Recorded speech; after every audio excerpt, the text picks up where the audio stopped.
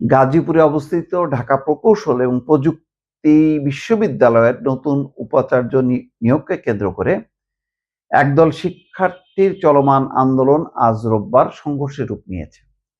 এতে অন্তত 15 জন আহত হয়েছে বলে জানা গেছে। সংঘর্ষের সময় উপাচার্য নিয়োগের পক্ষে এবং বিপক্ষে অবস্থান নেওয়া দুই পক্ষের মধ্যে পাল্টাপাল্টি ধাওয়া এবং ইটপাটকেল নিক্ষেপের ঘটনা ঘটে।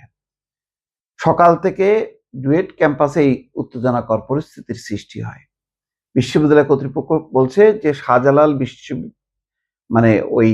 শাহজালাল বিজ্ঞান এবং প্রযুক্তি বিশ্ববিদ্যালয়ের অধ্যাপক মোহাম্মদ ইকবালকে গত বৃহস্পতিবার সরকার ডুয়েটের বিশ্ববিদ্যালয় অধ্যাপককে ডুয়েটের নতুন উপাচার্য নিয়োগ করছে। তাহলে এখানে সমস্যা কোথায়? সে কি কারিগরি জ্ঞান বিহীন একজন মানুষ? নিয়োগের প্রজ্ঞাপন জারির পর থেকেই শিক্ষার্থীদের একটি অংশ এই সিদ্ধান্তের প্রত্যাখ্যান করে আন্দোলনে নামেন।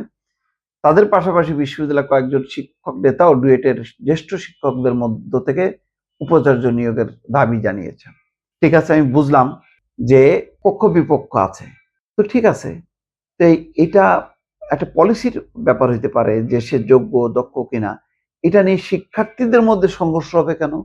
এই যেভাবে গেট ঝাঁকাঝাঁকি করতেছে, এগুলো হলো অশুভ লক্ষণ। এবং তার মধ্যে ছাত্র শিবিরের সাথে ছাত্র দল সংঘাত লেগে গেল, তার মধ্যে দেখা যাচ্ছে বহিরাগতরা চলে আসলো।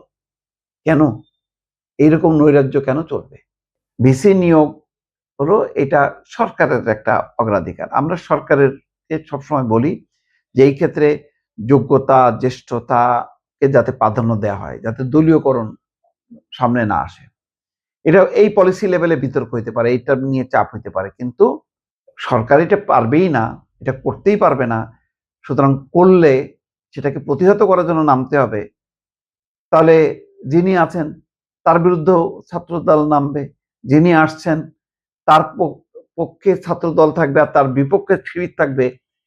এইটা তো শিক্ষার্থীদের দলাদলির কোনো বিষয় না।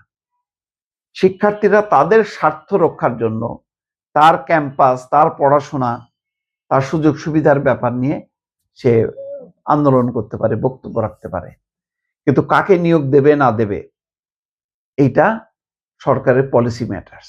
এক্ষেত্রে বলা যায় যে সরকার যাতে যোগ্য লোককে, দক্ষ লোককে, সিনিয়র লোককে যাতে নিয়োগ দেয়।